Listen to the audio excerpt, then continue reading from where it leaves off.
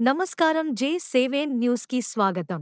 చేవెళ్లలో BJP నుండి BRS పార్టీలోకి చేరికలు. చేవెళ్ల నియోజకవర్గం నవాబ్పేట్ మండలంలో మాజీ మంత్రి, ఎమ్మెల్యే సబితా ఇంద్రారెడ్డి సమక్షంలో బీఆర్ఎస్ పార్టీలో చేరిన బీజేపీ పార్టీకి చెందిన మాజీ మండల అధ్యక్షుడు నరేందర్ రెడ్డి తన 200 మంది ముఖ్య అనుచరులు